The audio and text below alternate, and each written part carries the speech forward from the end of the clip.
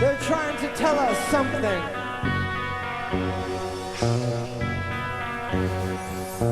They have figured out the formula for chaos. When the clock strikes 8:30, babe, time to head for Chris's house. Hey! Will the song make it to the next round? Oh no. Pot of Thunder. Let's pot tonight. Come on, baby, let's pot tonight. Woo! Love it. Listen to that. That's a tight trio. Or is it a quattro? Whatever it is. They are tight. The band's tight tonight. And we are ready. Welcome to Pot of Thunder, the recognized symbol of excellence in rock and roll podcasting, brought to you by Blue Microphones. Look at this thing. Oh, beautiful, beautiful item. It's good. They look great. They sound even better. And you know me. It's your buddy Andy, America's little brother.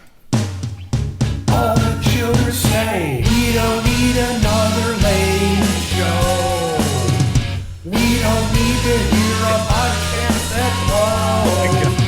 All we want is a producer like Andy Jones. A double tribute this week. I was going to say, well, there's a lot going on there. A double tribute. Chris's lead and Nick's extremely high background vocal. And a saxophone. I got the sax on there finally. Wow, you got it figured out, huh? It was hard to get through that. The one part was hard for me. Well, very and difficult. a tribute to the essentially unassailable Tina Turner who passed away recently. So yeah, last week, huh? had to work that in. That's good. She deserves it. I'm sure her estate is that helps the grieving process. A Pot of Thunder tribute, right? Yeah, those fat residual checks that will be landing on her former doorstep will ease the pain a bit. It's our goodbye English Rose moment. Like when Elton John reworked the song. Yeah, there you go. Oh yeah, instead Same of thing. What was the original? Candle in the Wind. Yeah. And then he reworked it for Diana. Well, it was Candle in the Wind, but I think it was instead of Norma Jean, it was English Rose. Yeah. So we've reworked it as we don't need another podcast that blows. A fitting tribute to a giant of entertainment. I'm sure it'll be our biggest hit single, just like Elton John. All right, well, that man over there, you already heard his voice, but here he comes. Don't crack too loud. All Watch right. out. He's going to knock shit over. Look out. It's going to happen one day. Today might be the day. Here he comes. Look at this. Whoa! Yes, polka dancing his way across the podcast studio. Throw a nickel in there. Nick Polak has entered the program. He's here. He's dancing. He's asking for money with his hat. Well, I mean, we've done Patreon, so Yeah, I guess I can get some side money for the side money. That's the digital equivalent, right? Well, and we've also tapped into another opportunity, a OnlyFans foot fetish page that Nick could succeed in a major way. Where did that sound? Well, you'll I see. don't know. You'll see. Oh, yeah. Nick can Someone's up to something out there. write messages on his feet for you for a small fee. You know how There's room for a rather lengthy message on his second toe, by the way. So don't feel the need to hold back on what you want him to write on. This is not a telegram. Yeah, there's virtually no character limit. Right. For This is not message. Twitter. You can pretty much ramble on as much as you'd like. You know, at the carnival, a guy will write your name on a piece of rice and put it in a necklace. You ever seen No, that? I'm not. No. No. Well, no worries here. Okay, yeah. You can. We could use a sidewalk chalk to do that here.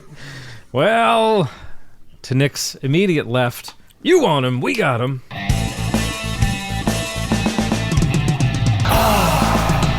have it every day, yeah. I can have it.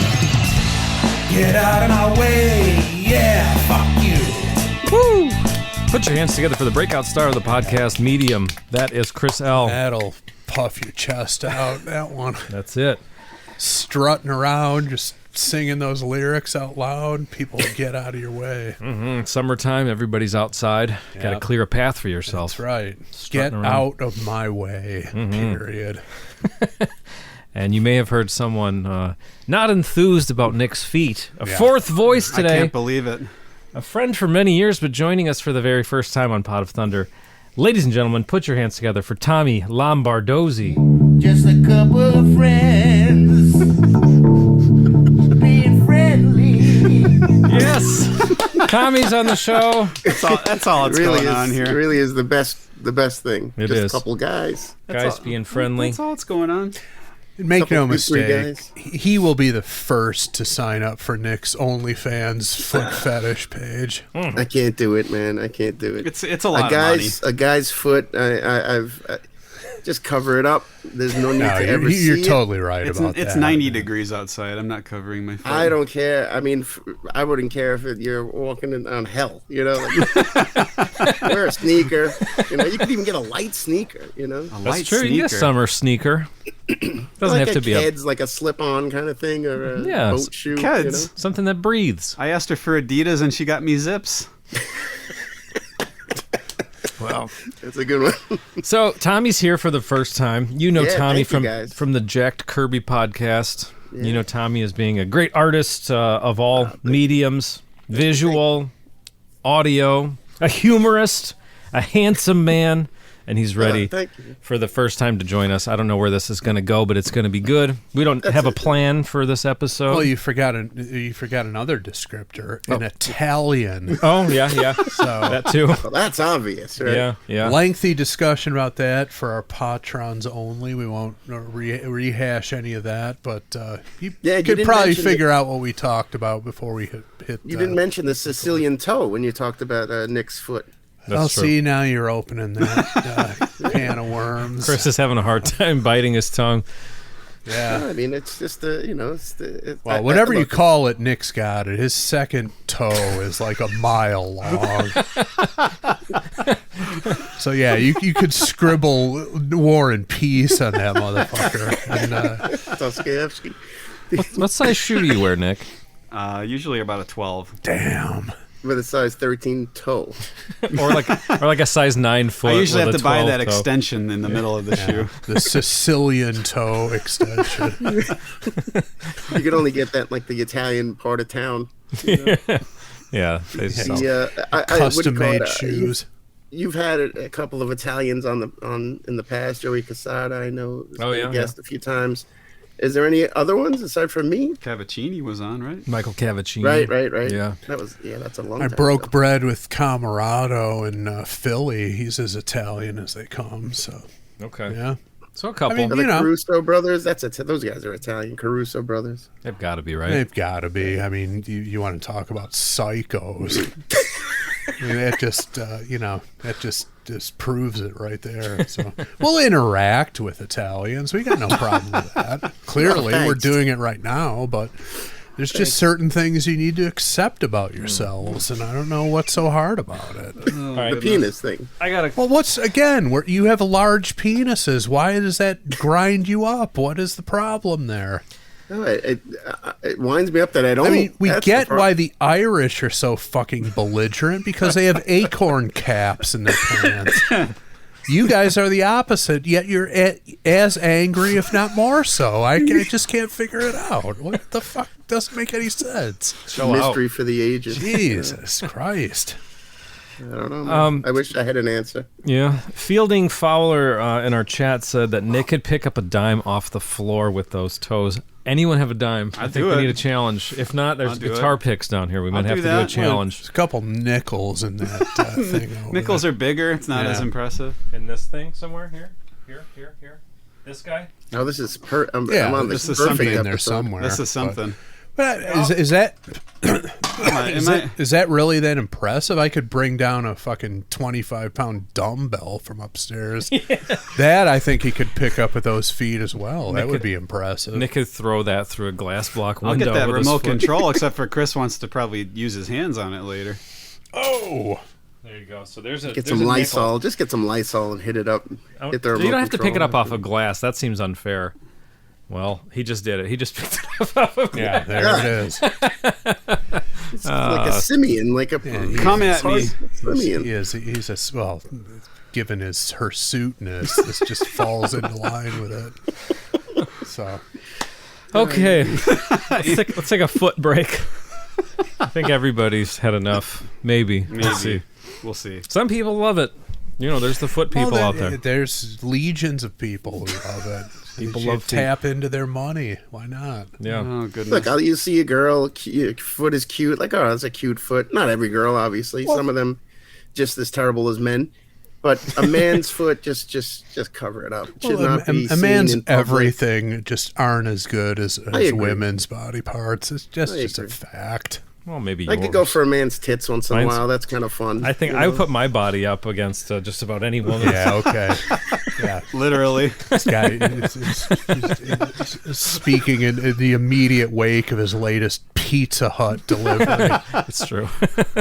Uh-oh. Hey, this is A couple a story days I ago. need to hear. No, Chris is just And saying he's that's just not always the best at diet. And he's always at Pizza Hut. That's about the long and short Yeah, of it. but he's 40 now. It's going to catch up with him quick. Yeah. Believe me. Well, you know, nobody has taken down the king. Nobody has out pizza the hut yet. So where am I supposed to go? Just waiting. waiting, We're yeah. just waiting for the challenge, you know? Never Well- gonna happen. Tommy might argue Sbarro has.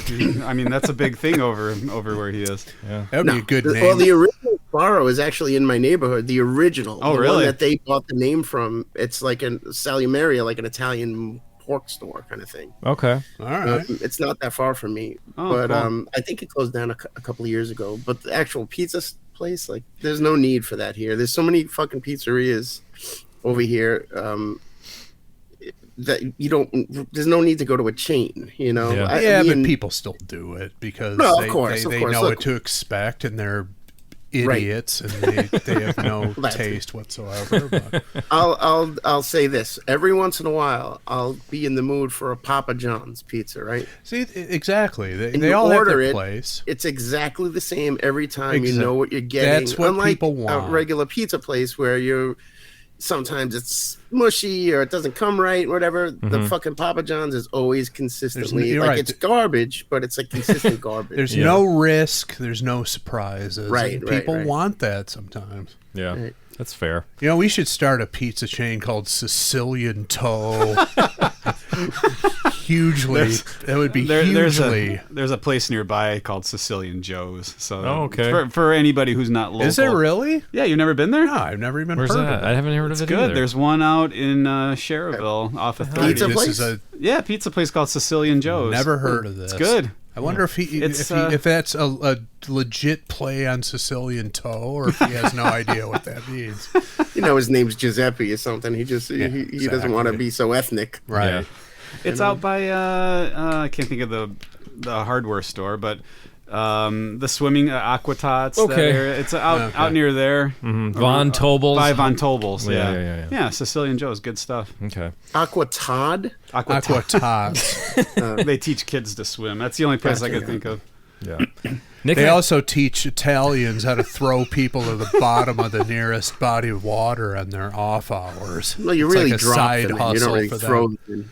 You know, you weigh them down. You know, they drop tried to them. put cement shoes on me one time. It didn't work. So Yeah, They didn't have enough fit. cement. Yeah, exactly. in the one spot, I was able to get the key or something. just slid right off. Like a Houdini toe. It was able to free you with the toe. It's like to fit Nick for cement shoes, you got to get the Teamsters involved. There's a lot of back up a truck. logistical issues there. Yeah, Very noisy operation. it is. Always taking 15-minute breaks. You Yeah, know? you gotta hang a permit up in the area for a couple days before. Yeah. Yeah, it's not just something you can do on a whim. By that time, they're not even mad at me anymore. Yeah. They've warmed up to you. This guy's all Guy's right. not so bad. Just go kill somebody else. This guy's too much work involved with this guy. This guy makes a decent cannoli. There you go. Yeah. There you go. So speaking of making a decent cannoli, I don't know what you made, but you I made brought me something wrapped in I foil. wish I were able to get some to Tommy right now. I'll pass it man. through the computer here. One but- day I'll be able to try your treats. Yes. Nick. I'll send you some. Who wants to eat dainties? Who wants to eat bacon? me. There's a big hunk of baked treat in here. It is. It's Jesus. very heavy. It's It's dense. a cheesecake. It's a right? cheesecake. Fuck, Ooh, man. what kind of cheesecake, Nick? It is a Sicilian cheesecake. lemon rose cheesecake. I got some rose water. Rose water. Bought some rose water the other day and found a recipe. Lemon rose cheesecake. So did you buy the rose water and then look up a recipe, or did you have the recipe and then get the rose water for the recipe? I stumbled upon the recipe first and then started exploring what is this rose water all about. So I guess it counteracts the I don't know if it's like the tartness of the lemon. I'm not sure. So it's like just very floral rose Yeah, water. oh, yeah, Well, it's- obviously, but Yeah, like perfumey. Yeah, perfumey. My wife smelled the bottle and she's like, I don't know if I want to eat anything with this because she doesn't like roses, like the smell Oh. of Right. roses. So she's like, I don't know She about doesn't like the smell of roses. this. No. And she's married to a guy who doesn't like hamburgers. What a match So made in un-American. heaven, these two. I mean, what? God, it just doesn't stop with these guys. Every week it's something new. She doesn't like the smell of roses. No, she doesn't. I don't know what to tell you. I'm done with that. no more for that. So Well, very exciting. Thank you, I think Nick. she saw a rose hanging out of your side pocket, Yeah, your cargo exactly. pocket the one time at Andy's. Attacked you for wearing cargo shorts. Yeah, so hopefully you guys like it. I enjoyed it. I had a couple pieces the last couple days. Yeah, I've got actually a legit aggressive plan for the rest of my day. I'm not even going to crack into that because I think it would be weigh me down and I would need nap time immediately, but I will be indulging in that later. I'm gonna save it for later, huh? Yeah, After you get all your, I got to get a picture of this. Andy will give us a review. I will. Yeah, I'll eat it during the song. And what is Something it I wanted called to again? bring up to you guys as a listener. Why do you not post the pictures of the big treats every week on the don't know, Instagram because page and whatnot? We're just We have don't. every We should. opportunity to. We should. Yeah, I It's- mean, you get everybody excited. Nick makes these wacky things. You want to see him, and then there's nothing. I'm still not even sure I actually make them because I don't see them on social media. They might not. If you exist. want to go down the rabbit hole of why don't we do things that Yeah. we should, Yeah, that's- you're running and you're done with the rest of your life. I mean that'll take It'll up, consume the rest of your You days. guys are doing a Patreon now. Like this is, in fact, you Nick, you gotta. We're get your getting there. foot in the shot here. Oh my god! Oh Now god! move. Oh my God! Yeah, look at that. Oh my god! What a Chris's foot is there's juxtaposition. two Why don't bare you put feet. your feet together? You may notice Why don't I'm you not the touch only feet? one with a bare foot out here. Why don't you buddies touch feet over the cheesecake? Make a Come on, like a buddies, St. Louis things. arch over the cheesecake with your feet. It's like putting Lego pieces together. Yeah. What a juxtaposition! That picture will get posted. Believe me. We're either All gonna the lose followers or gain a lot And it of might not be followers. the ones we want. To Yeah. be. Yeah, Hey, listeners are listeners, right? that's true. Ears are ears. Whether they're delinquents or not. Their money is as good as anyone else's. Exactly. As long as that shit lands in the PayPal account, who cares how it happened? Oh goodness. It's fair. Okay, so when we have a new person join the show, we usually give them the option of bringing a song with them. But Tommy said he just wants to hang and let it be natural and see how it goes. And I'm gonna pick from the list. We're gonna do it Good. that way. I appreciate that. I mean, we extend the courtesy just because we want people to feel welcome. But when somebody's got the cojones to come in here and risk the randomness of it, I tip my cap to that individual. Yeah. So, Yeah, I didn't want to be nicely the done. guy that brings in a song that leads to a boring episode. It might already be boring with me on it, so I didn't want to double down and bring a shitty song or something that wouldn't be conducive to some fun conversation. So does Tommy pick off the list here? No, I'm picking. Oh, Andy's No, just, Andy's okay. gonna Just pick. on here You're not as consulting? a guest. Nope. He's just hanging. He's just gonna contribute. We talked about it last night, and he had given me the options, and I was like, just fucking pick, Yeah. you do it. You do it. Oh, you cursed. I'm just at here for him, the too. ride. I curse a lot. Yeah, I Boy, curse a lot. the respect is creeping up. Yeah. Just fucking. He let me have it.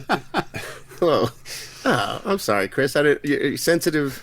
I know your sensibilities are very sensitive. No, I'm legitimately. I think that's great. You know, Yeah, don't pussyfoot around ALB. No, you don't have to. You don't have to. All right, well then, Nick, fire up the sports machine, and we'll see what we get.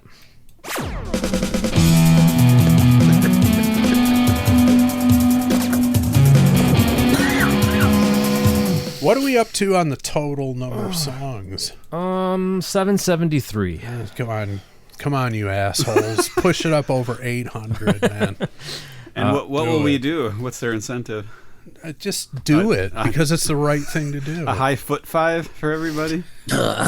That's like a reward for getting it to that number. Just do it because it's the right thing to do. That's better. How's that? Yeah, we don't need to Nick, see you could a suggestion. Put some ink on the bottom of your foot. You step on a piece of paper. You send it out to the 800th choice. I'll do that. We're gonna So have the artist, sign it. you mean guys the can all artist sign whose it? song it is I send it to? What? Like the artist whose song is the 800 submission? You could do that too. All right, well, I Imagine guess, that. you know. Like Nicky Yeah, I'm Six sure getting a like, what the fuck is this? Well, we're gonna have to get one of those science fair boards to get Nick's whole foot on there. Big oak tag. Okay, so the number we drew was number 188. So if you're looking over there, 188. I don't know. You don't like it. Yeah, I'm gonna bushwick. Shame I'm bushwick. upon Straight whoever- up bushwicking. Yeah, I don't need it. I don't need it. Bushwick Bill, another Brooklynite. Oh yeah, that's right. So he was a Brooklyn guy who moved to Houston. Is that what it was, or Yeah. was it the opposite? Yeah. Brooklyn first and then Houston. Okay. Yeah, I mean, I guess he got his name from Bushwick as a neighborhood in Brooklyn. It's where my brother owns the bar and everything. Okay. Oh, I didn't know that. I thought he was a Houston native. I know he's Jamaican, right? Yeah. Originally. And then he occasionally went into the Jamaican accent. Yeah, during which song. the first time I heard it, I thought, why is he doing this? Well, he's kind of in that way. He's comes kind out of nowhere. In that way, he's kind of like a Hispanic newscaster who says everything straight until a Latino name comes up, and then they just ladle on the fucking accent like full thickness. Anytime Red Stripe was in the lyrics, Bushwick had to put the accent on. Okay. Well, Nick, can you give it another pull, please? Oh, yes, I can. Okay. Second number here is 520. So we had 188 and 520. Let's scroll to 520 on the list out of 773 options. 520. We're in the R's here. Come on, First. Andy, get a good one. Oh, yes. We're going to do this one. All right. boy. I like that. Enthusiasm. Yeah, this is happening. Very, very good. Oh, yeah. This is good. And, okay. Another David McCowan choice, who I believe Oh, is here my. today. Yes, he's here. He's on And fire. He's that's joining us probably on going to be Patreon. good. He's got some pretty good taste. Certainly does. better than those damn Caruzos. I'll tell you that. Guinea bastards. Fucking Italian psychos. But hey, 520, I got something. Hit it. Habemus Papa. Time for Pope stuff. Yeah, that Pope stuff. Here's some Pope stuff. Time for Pope stuff.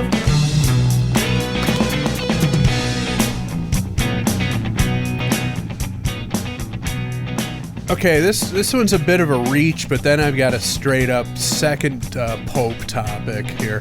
The first one I'm going to read is because, I've been posting flashback posts about all our previous episodes during our 10th anniversary year. Yeah. Well, the Murder in High Heels flashback was reminded that that was the first one where we started doing misheard lyrics. And I misheard a vision in leather as Byzantine lover somehow. Yeah. So Sounds cool. here we go. Ah, fuck. Hold on a minute. Okay. July of 520. Wait a minute. That's not right. Hold on a second. Hang on. No, here it is. February 25th of 520.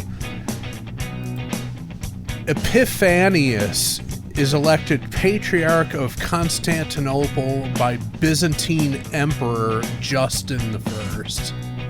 Justin. They had Justins back then? Yeah, it's a They very did. white name. Yeah. Yeah. It's shocking to me. Those Byzantines were ahead of their time.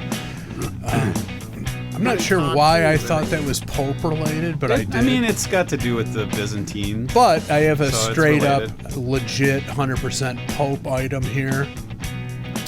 Pope, here's a great name, one that you would never expect. I don't know, Nick might be aware of it. Pope Pelagius II, born in 520. Pelagius. Pelagius. I think it's Pelagius. Pelagius, I'm pretty sure. Pelagius. Pelagius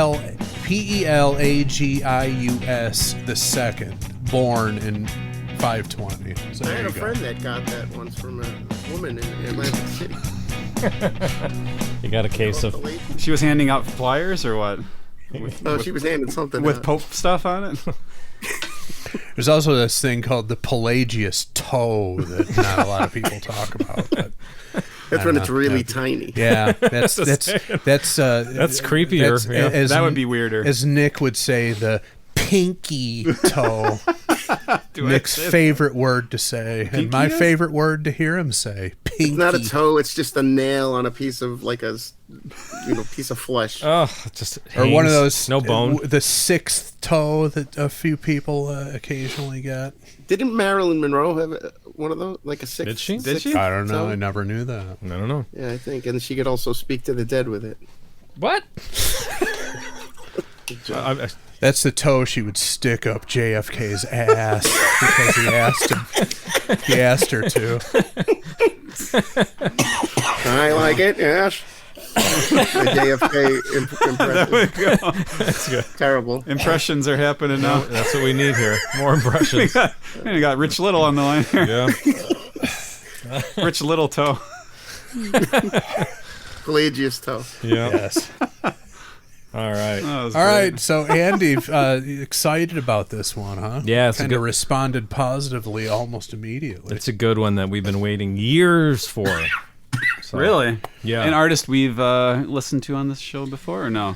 I want to say no, unless I'm My. misremembering. All right, that's exciting. But yeah, definitely one we've talked about numerous times. Maybe there was an episode and I forgot, but it was not this song. So, Okay.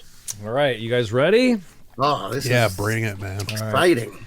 Let's turn the microphone over to Chris Jericho. All right, Harold. This one's called Juice on the Loose. Off of Scarred for Life. by the band. Rose Tattoo. All right. Awesome.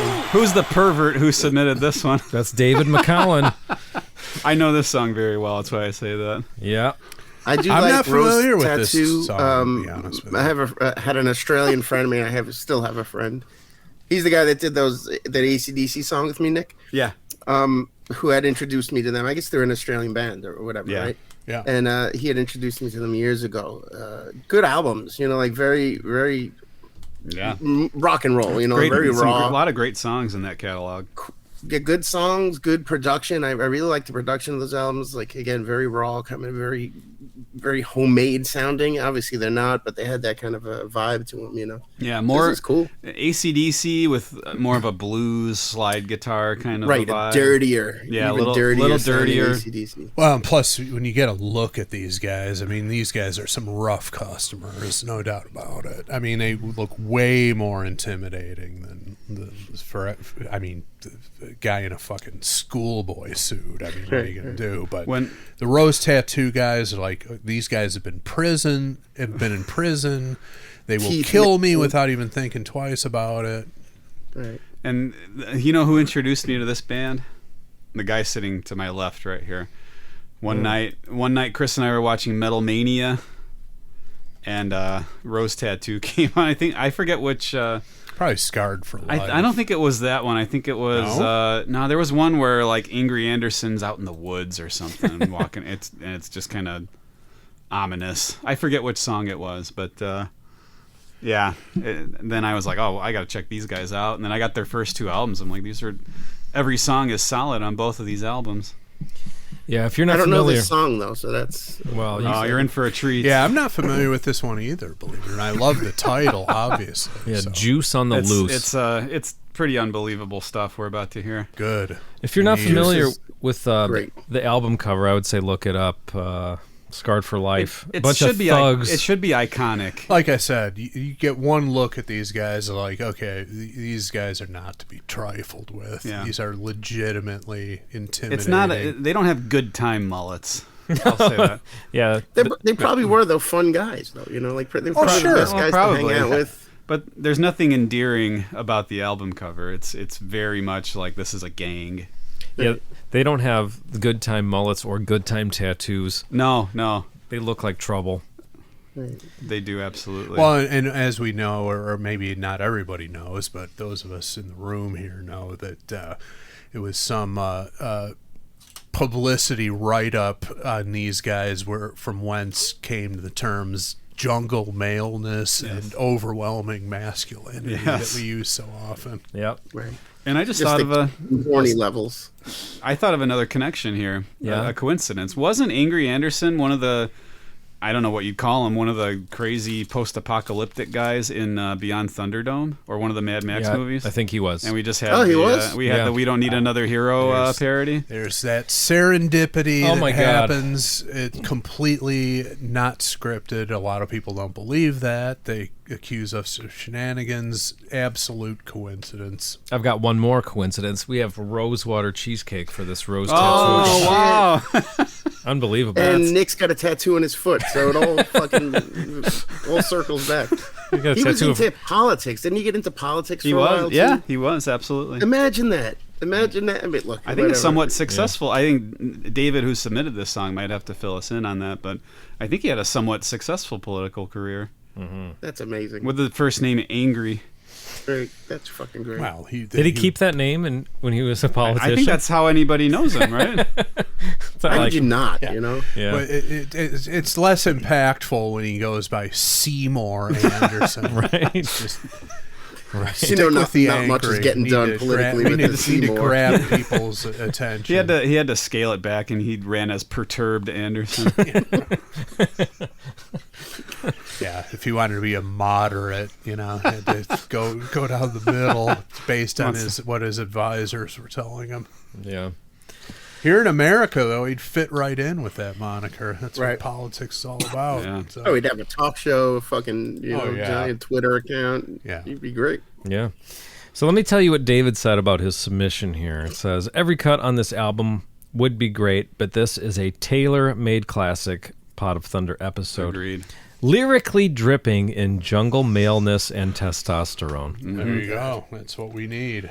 Juice on the loose. I mean, off the bat, they're referring to their own scum, right? They're right off the bat. I think so. I mean, we might have to confirm Semen, that. whatever But they call it. what do they call it? Is that what they call it Semen. in Australia? Semen? Yeah. Not even in Australia. Scum. Isn't that what it's called? Yeah, that's what people call it. Who calls it that? I don't know. Idiots, me. Tommy. Scum, huh? I didn't want to say cum. I'm trying to be, I'm trying to. I'm trying to keep it between the lines here. Right, Scum. right. Nice. That might be more gross. I'm not sure. I think so. Well, juice, right off. Just Yeah. calling it juice. Imagine you're with a woman. You're like, you're ready for the juice. Isn't juice potentially an expression meaning like energy, enthusiasm, right? I don't Not know. where I that- come from, Nick. So you think he just... What about the movie Juice? I've never saw it. I thought that was a sperm movie. I don't think Isn't it's that about?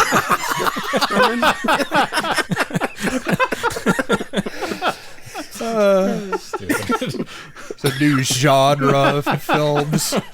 Juice Sperm movies. starring Omar Epps and Tupac Shakur. Tupac, yeah. Yeah. It's a good movie. It says right here in the description, sperm movie. Yeah. It says power, respect, juice. How far will you go? What is it to get it. Yeah. But isn't it or energy, as Nick said? It could, well, isn't Juice... I never saw the movie, but in that sense, isn't it like power? Yeah, Like- right. That's what Right, I mean. yeah. It's Okay. something- yeah. All right. Yeah. So, okay. mean, So a this lot song of could be things. about that. Power Run Wild. It could be political. It could Sweet be. juice. Sweet political for the mouth. power. Okay. Well, I just want to leave all the possibilities open at this point. that's fair. I mean, We don't want to haven't nail started- it down yet. We haven't started the And it song could be. yet. It's not mutually exclusive. It could mean all those things. Yeah, we'll see. I mean, I think we know, but It's piss. yeah, that wouldn't surprise me either. He's got bladder control issues. Yeah. It's on the loose. Okay. Well, are you guys ready to get into this? Yeah. Couldn't Okay. be more ready. All right. Well, let's take a quick commercial break, and we'll be right back with Juice on the Loose.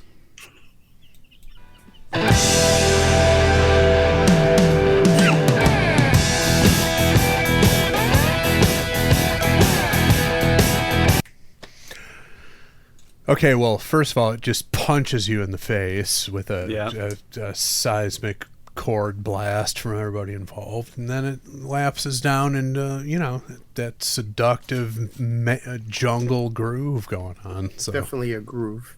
It also reminded me of Chris's "I Can Have It" song. Yeah, similar groove. well, it's I have to give credit to where that came from, which Right. is Montrose "I Don't Want It," but that 70s groove rock is Did that song come before this song? Oh yeah, that was 73, I think. So these guys are ripping off. This is Montrose. 82. Oh, was it 82? Okay. Yeah.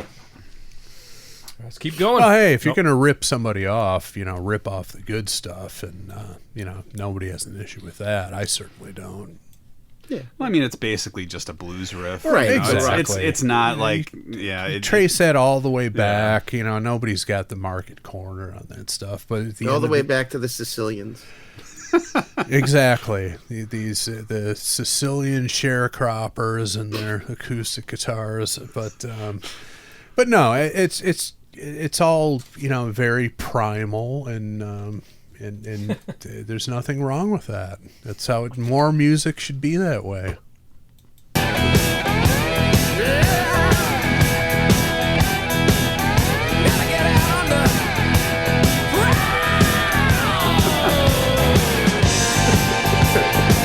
What did you say? Got to get on the Get out road? on the prowl. He said? I think so. on the prowl. Because I think that's a lyric coming up. Okay. The snare drum sounds awesome. Well, and by the I was way. just gonna say the bass and the drums together, perfect, like perfectly tight, sort of ba-bum, ba-bum, ba-bum, just perfectly laid down. Rock solid foundation for this song. And then the other vibe that I literally just got that occurred to me: if Jackal hasn't covered this, they need to, like yesterday. Yeah. This would be perfect for them. That's a good call. And I would think that Jackal is definitely aware of Rose Tattoo, possibly been influenced by them. I But would have to imagine. if they've never covered this, they need to, and that needed to happen yesterday.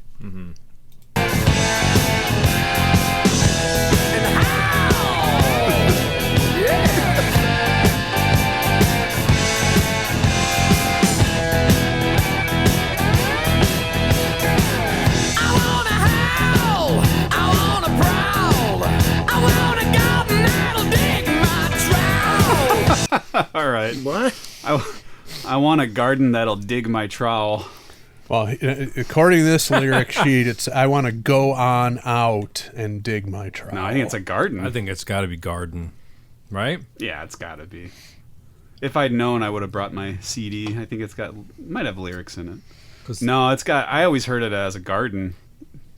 I think that's way better. Hopefully that's correct. I mean, we know what kind of luck we've had with online lyrics, but Yeah, because at least they got trowel right. Which when's the last time you heard that word used in a song? never. Any kind of rock and roll song, much less. I mean, just that's any song in That's general. brilliant songwriting right there. Yeah, no one's That's talking. the Australians have that mark or that corner, like the puns and the little clever word play. AC/DC obviously obviously is exactly. specifically Bon Scott is like phenomenal with that.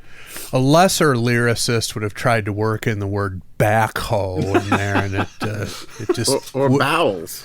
Yeah, thank goodness. Exactly. Yes, a more crude individual would have insinuated something else. But Could you know, have been, yeah. Trowel, of course, is the perfect selection and made by Angry Anderson. Rhyming howl with trowel. That's That's great. come on now. Stop it. It's a rock and roll boner It's over. already.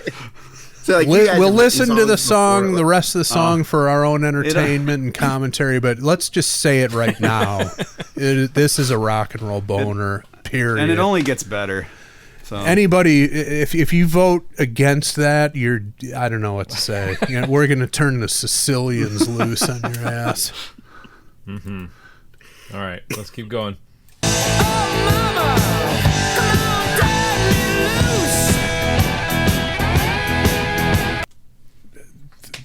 The use of the word mama, I mean, Great. come on, we love that. Yeah. and Turn Me Loose, which makes us think of the Loverboy song.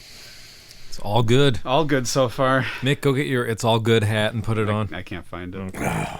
Tragedy. Get you a new one. All right. I need a trick. I need a kick to get me round and make my motor tick. Oh, mama, come on, stroke my goose. Wait, what? Wait, hold on. Incredible. They stroke my goose. Yes, he did. He said, "Oh, mama." I've never heard the fucking dick referred to as a goose before. That's I'm incredible. putting that into the vernacular. Oh yeah. That should be on a T-shirt. That's a Pierogi Fest T-shirt right there. Can I design the next Pot of Thunder shirt? Yes, please. Yeah, let's hear Stroke it. my goose. We got to hear it one more time. Yeah, the way he drops it at the end of the second line of the verse, not really where you'd put a profoundly ridiculous lyric. Right. Not where it doesn't stand out. Yeah, that it much, really you know? hits you unexpectedly. Well, Angry Anderson is exploring new frontiers in songwriting. I mean, this is incredible. Right. Wow. You've heard the prick referred to as, choke the chicken, jerk the bird. Never goose. I've never heard it No. referred to and as a and goose. it's but it makes the most sense as a goose. but neck, the dick neck, big dick neck. but yeah. Right, exactly. We've got it. We've got this figured out here. Yep. This guy's on to something. Yeah, he is. No wonder he was political. Oh, I mean, come mastermind. on. Yeah. I think he would say this sometimes during He's a his man of the speeches. people. When he got really worked up, he would say this during his speeches. You're talking about the budget, and all of a sudden, There you It's go. really stroking my goose. I'm a terrible Australian accent, but Yeah. So David says, "Stroke my goose" is the greatest lyric in history. Hard to debate that. It's certainly a more accurate statement than one Andy dropped last week, which inspired the municipal waste episode. Although that was good. Yeah, it You turned out good. oversold it a little bit, but Yeah. it's good. It worked out. Name checking yourself and saying you're going to fuck something up. I enjoyed I it. got no issue with that. Yeah. But this is next level. I think Of even course. you would agree, Andy. Absolutely. Yeah. I'm going to play that part again because we just deserve it. Why not? To get me round and make my motor tick. Oh, mama, come on, stroke my goose. Yeah, stroke. wait, what happens after that? He I'm said, sorry, I "Ah." laughed. He Said, said, yes, stroke. Yeah, stroke. They should have put a goose Noise. sound. or like just some sort of honk sound. Yeah. Right, Can't right, do right. it. Yeah. Now we're coming into the chorus here. You'd have to get Steve Vai though to pull off an animal sound like that. Like on the guitar, right. Brian May or something. yeah, All right, you guys ready? we're not, but let's do it anyway. All right. Juice on the loose. Juice on the loose. Juice on the loose. Juice. I'm having trouble getting rid of my juice.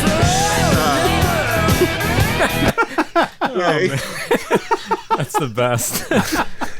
Yeah. After he said it. Getting rid of my juice. He's having trouble. He's having trouble getting rid of his juice. That's such a. It's a loaded statement.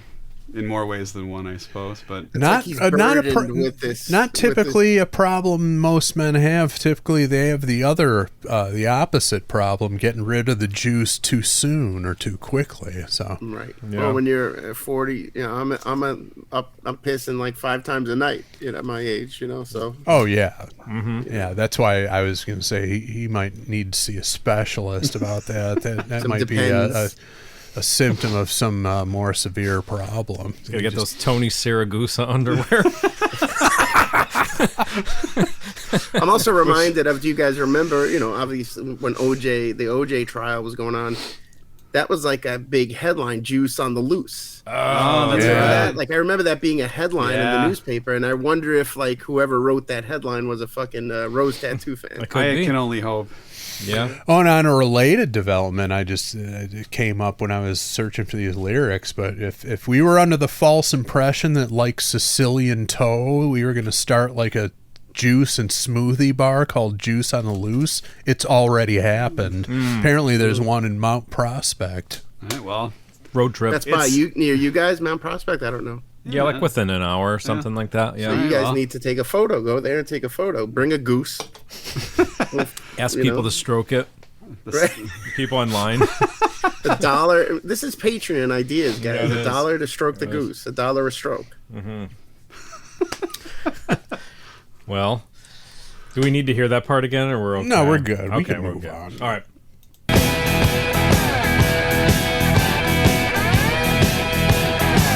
Don't need a pill, I need a thrill. I need a job where I can use my drill. Use its drill. Did he put a little extra Christmas on that rolling He did. R? He and rolled his drill? R. That's not easy to do. I mean, it's I impossible. It's impossible. He brought some Hispanic to that. He to did. the R. Yeah, the Hispanic newscaster. He don't need a my pill. God. He's prefiguring the little blue pill. I was gonna say this is pre-Viagra by quite a He don't quite need a bit, Yeah. but he knew. Well, What was the equivalent of this time of like a Viagra? Like I'm not a drug guy, so I don't know. Like what would people take to No get idea. horny? Cocaine. I don't know. What Right, did they I don't take know. in Does 1982? cocaine do that? I don't know. Does it, I think he was just ahead of his time. Yeah. He had a vision. A visionary, yeah. Yeah, I don't know. Yeah, I have no clue what like people were that doing. does some kind of a speed? I don't know. I don't know how people were Pennies cracking or whatever. boners back then. That's before my time. Yeah. What was the boner cheat of 1982? The hack. Yeah, boner 1982 boner hack. If only we have one of Chris, those. you were like in your 40s around that time. Like, what was the thing to do? Yeah, I was just about to speak to it. It's just like it's a natural, holistic solution. Just get with a hot woman, basically. That's about it. You know that's the genius of this line. Don't need a pill, I need a thrill. It's like I don't have circulatory problems. You're just not doing it for me. Period. So You're a get with pig, somebody a who slob. is. Right. Yeah. You know, get to the root of the problem. No pun intended. To the root.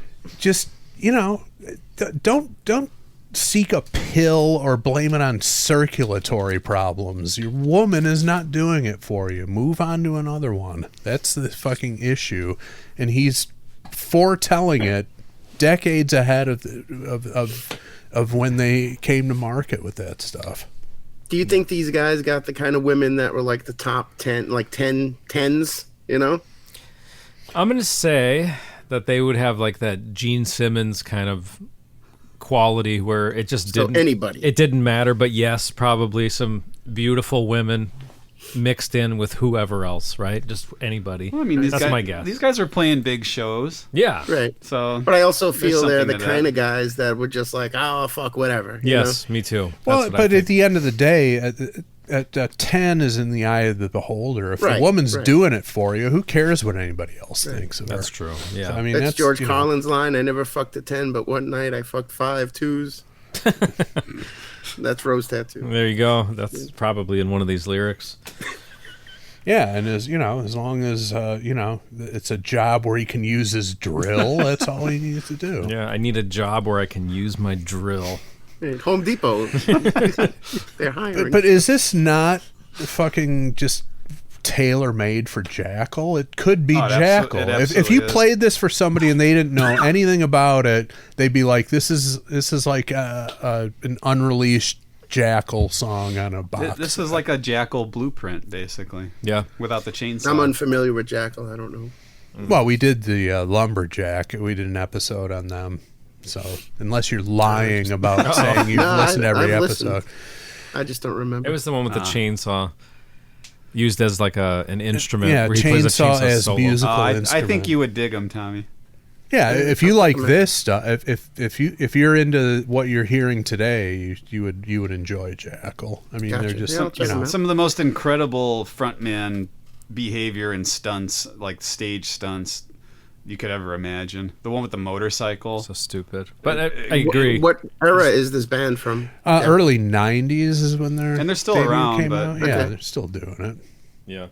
That motorcycle thing's That's ludicrous. Absolutely insane. Just David says Rose Tattoo got biker chicks.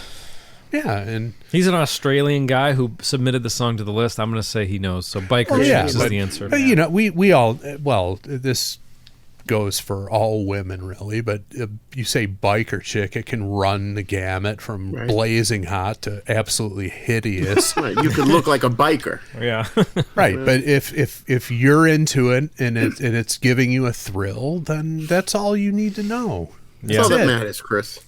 It is all that matters. Fuck what everybody else thinks. If it's giving you an erection, go with it. That's good advice for It everyone is. out there. Yeah.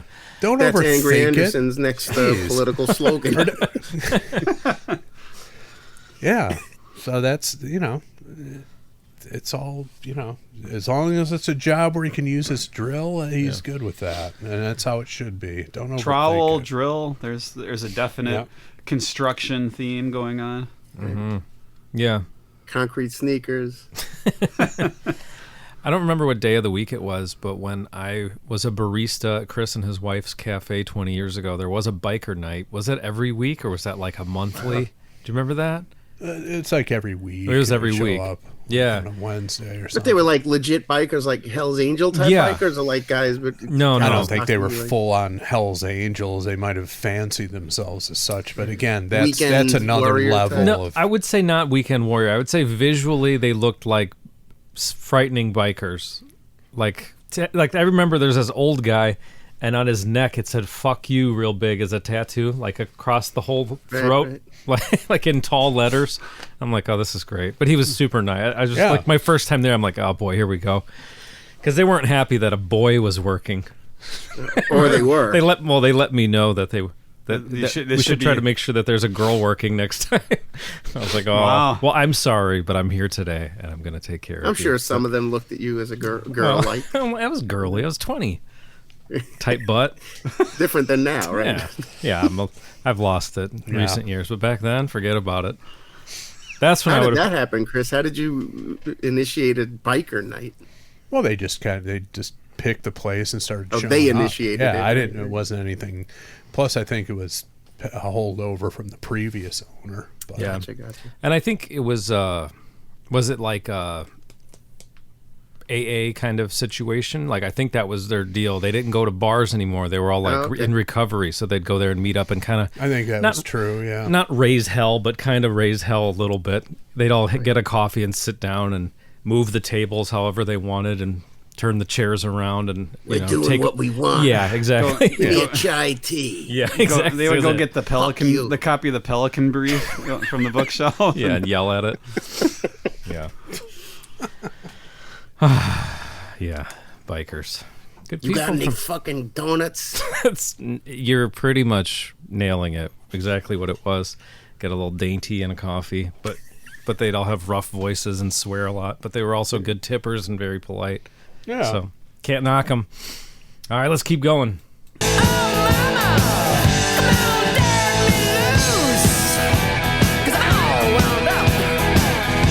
Then there was the night Andy had to dance to Tequila on the tabletop.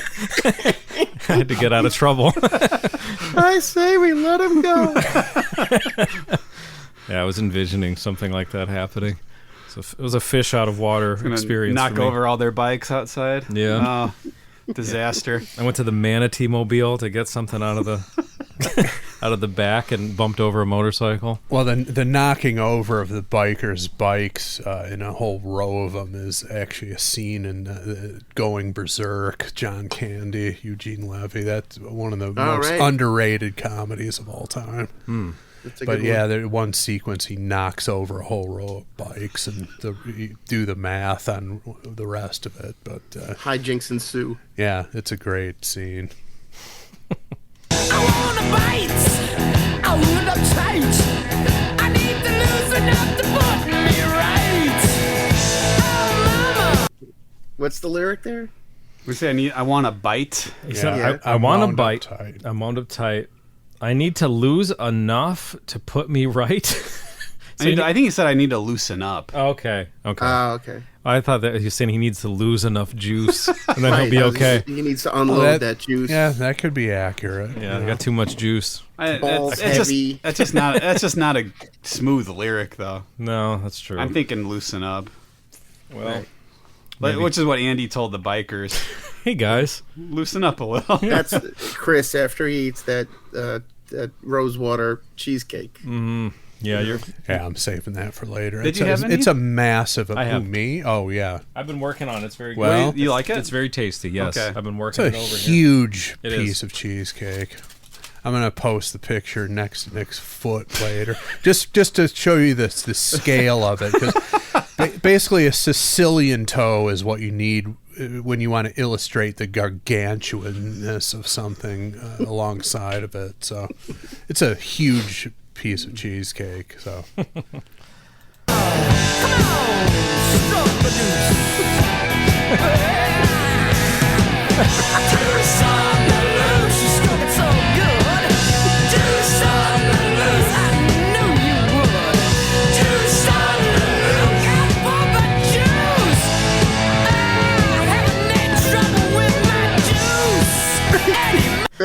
What did he say? I don't know. I'm having trouble with my juice. no, it's juice on the loose. You stroke it so good. Juice on the loose. I knew you would. Juice on the loose. Look out for the juice. And now Andy, I think, cut it off a bit too quick, so we'll have to listen to it again. But the last line, having no trouble with my juice anymore. Oh, so he Problem unloaded. solved. Yeah. All right, I'm gonna go back like 5 seconds. Clicking his heels now. Yeah.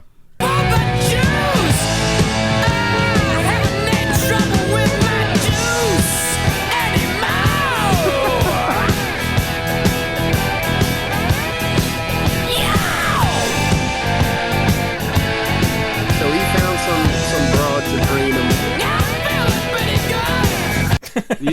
Feeling pretty good. Musically, this could be a ZZ Top song. Sure. Right. Well, and that- lyrically as well. Well, that's true. They've been known to have some cheeky references in their Well, they catalog, to say the least. had that one. What was it? What was that song called? Ticonderoga. That's right. That has some yes. really out there. Yeah. Is it about like lead in the pencil? Yeah, it is actually. It's about Makes premium sense. wood in the pencil, and not in the condom. In the pencil is where it belongs. Is I think the lyric. Isn't that docking like two? Oh, 2 pencils going together? Yeah. That I don't know. With the foreskin? I always thought that was a thing spaceships did, but Well, yeah, I don't it know. is. Bumping erasers, I believe, is the term for it. That's what they called it in my elementary school. Yeah? Is that happening a lot? I don't know. I'm not in school anymore. I don't know. Okay. Yeah, but this could be this. Yeah, this could be the B side to the Ticonderoga single. That would work. So I like that he's relieved. He's got somebody drained his sack. He And now doesn't he's- have trouble anymore. he's, But quote, then at the end of feeling- it, he says it feels pretty good. Like he doesn't seem very enthusiastic about the fact that he finally had this release. Yeah. And it's like, yeah, that was all right. Well, he's insatiable. He's a tough guy. Yeah. You know, he's not He gonna. can't- Yeah, he he can't can't. admit- He can't. He's not putting all the cards on He the can't table. allow that level of vulnerability in his life. But yet Yeah. he's sort of begging for it. You know, he's letting you know that he needs the relief. Mm-hmm. So you think he's not vulnerable enough to, when he gets the relief, to finally admit, like, hey, thanks, I appreciate you. I mean, leading up to it, he's basically just He'll demanding. he'll say it, anything you know? at that Right, point. willing to beg, but not willing to say thank you. I don't sense like a Paul Stanley level of begging here. I think he's being more belligerent and demanding about it. So, in keeping with his persona. And yeah, he's like, that was okay. Yeah, where's your friend? Right. Yeah. Can't open up too much. It would kill his persona. All right.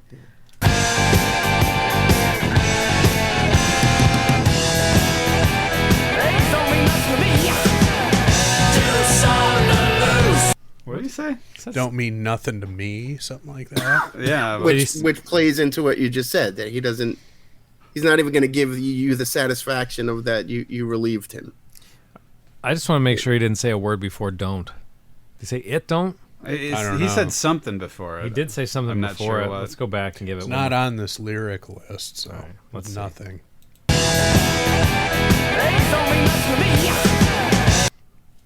AIDS don't mean nothing to me. I hope not. Come on, Angry. He either said AIDS or age. Either one's not a great, Not good, Angry. great Both choice. there. creepy. Right? It was a Let's- different time, Andy. Yeah. The early 80s. I guess so.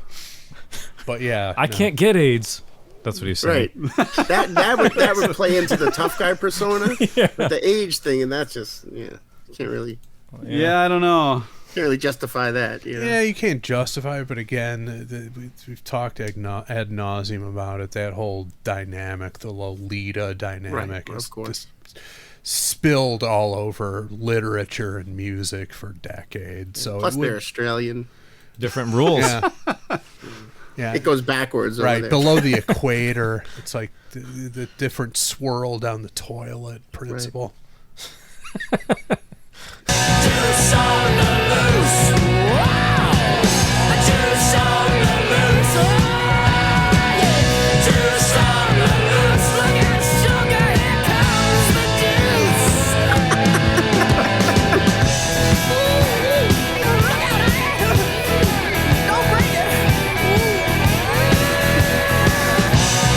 So don't break it. Don't break Don't it. break it. Yeah. Sounds of orgasms. Yep. Yeah. You know. Yeah. Angry. Don't break the goose. The golden goose. He's not talking about his porch goose, his ceramic goose. It's hard. I'm a big AC/DC fan. Right? It's hard to not listen to these guys, knowing they're Australian. AC/DC is probably the biggest Australian band, right?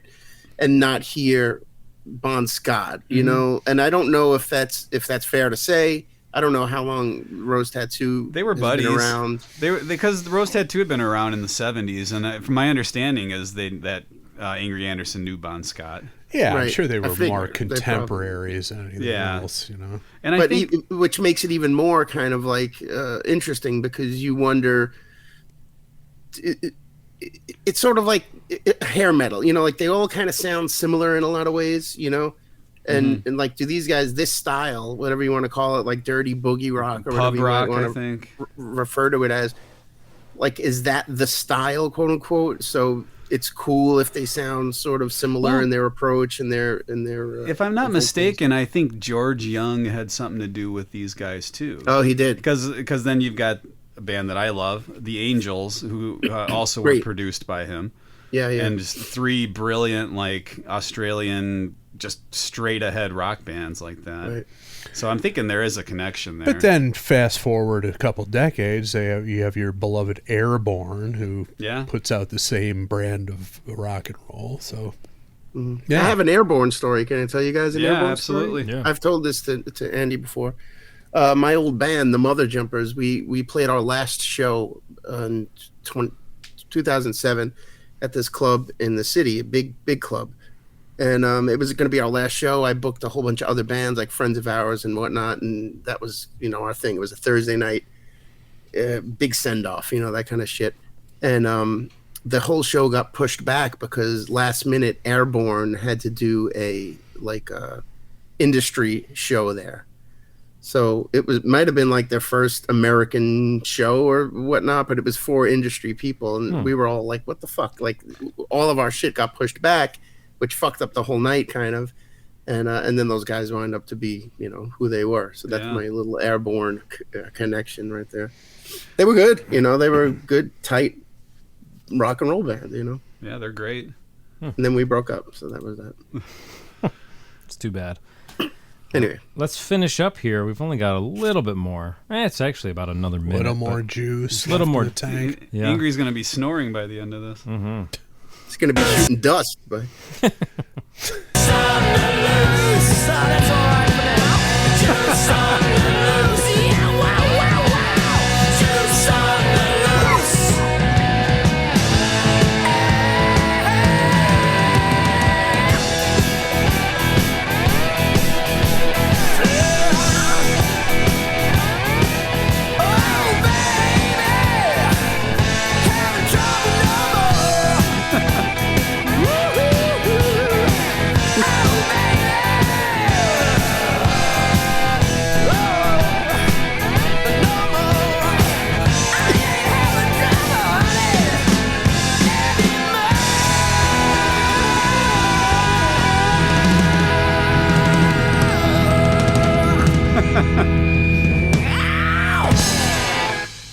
Oh my! There it is. that's it. In all its glory. Look at that. Now, so was the trouble finding a woman to release his juice, or was it just the fact that he had a sack full of juice? Like, did he have it before the woman was even in the picture? Right. You're like, fuck, I gotta get rid, you know. I think so. I think that's what it Drain is. this bag here. Like, I got a show later tonight, but I got to take care of this problem first, or Yeah, whatever I it think is. that's a perpetual condition with these guys. To full sack. Just horniness. Yeah. Yeah. Extreme horniness. I think that's what we're dealing with Yeah, here. we are. Yep. Time to vote. You brought it. I brought it, so I get to well, pick, you don't I? you let it in rather. Well, I let it in. You yeah, opened yeah. the gate. I sure did. Oh, well, I'm giving it a sweet surrender. It's sweet surrender. Hell yes. We said a lot of great things about this song. I agree with all of them, but also Tommy, I think, said something about pub rock. I was going to say this is one of those songs that's like a perfect, like if you're at some kind of bar drinking, this is perfect. Like playing darts and talking crap to your friends, kind of background music, you know. So yeah, love it. Some clever, horny lyrics and excellent music that is the canvas for this display of horniness. Yeah. Who's in The this? sort of song like you're listening to, you like you said, you're cracking around with your buddies. Maybe you hit somebody with a bottle, What? grab some chick, you know, like Yeah. just mayhem ensues. You know? Evade the law. You know. Nobody cares Yeah, because the song's in the back. They're like, well, you got to do it. The song's telling you. yeah. This is where that happens during It this song. dictates the night, you know. Who wants to vote next? Tommy, you want to vote? I'll vote. Yeah, Sweet Surrender. Good fun. It's sweet surrender. Hell yes. Yeah, I liked it. I liked the kind of dirtiness, the boogie factor. That sort of rock and roll, again, back to AC/DC, like that specifically 70s AC/DC, or even like the Faces. They had that kind of dirty boogie that I really like. You know, there's a groove to it. It's feel, you know, it's all feel that these guys have, and especially with those vocals and him just caterwauling crazy horniness, like it's excellent stuff. And I love the addition of the slide guitar in this band specifically. I mean, this song specifically, because that's what we're talking about, but like it doesn't kind of take over. It becomes part of the fabric of the song, and it pushes the groove along instead of being like a standout. You know, because sometimes like a slide guitar or like a dobro kind of sound could make a song sound, quote unquote, like too country-ish or whatever. Yeah. And this kind of just falls right into the groove of this like dirty hard rock. Because you know, which I is think cool. it was what Pete Wells. I think was the slide player. I could be wrong, but he would play like behind the beat a little bit, so it sounded dirtier. You know, it wasn't like in a lot like country bluegrass. They're like perfectly in lock with the beat. This is he lets it hang a little bit behind it. And it's just like a sleazier sound. The phrasing kind of gives it like Yeah. a vocal phrasing to a degree. You know, and I like that sort of layering. It really adds to the groove of the tune. Chris? Oh yeah, Sweet Surrender. Absolutely. It's sweet surrender. Hell yes. Yeah, anytime when you get slide coming in, while you guys are talking about that, the downfall or the potential pitfalls of doing that is you start to sound like fucking George Thorogood, which you don't want. Right. So it gets a little hokey. I mean, the guy could play slide guitar, obviously. And he one of his songs is a particular favorite of mine, Gear Jammer. If you've never heard it, that's far and away his best song. He just rips it up on slide. But then when he does all that fucking hokey, I drink. Does George alone. Thorogood actually play the slide? I'm sorry. Oh yeah, absolutely. Oh, he does. I didn't realize that. That's his thing. But it just, he became so hokey with these novelty songs and stuff. That's what it. Yeah, exactly. It sounds like a novelty. It starts to sound like a joke on, like a play on a country-ish or blues rock or whatever. Well, it's more just like in the context of the stupid lyrical content of it. You know, I drink alone and whatever. Bad to the bone. One all this bourbon, other one horse scotch. shit. Well, You that's didn't like Bad That's to a the Bone? cover, right? No, I hate Bad to the Bone.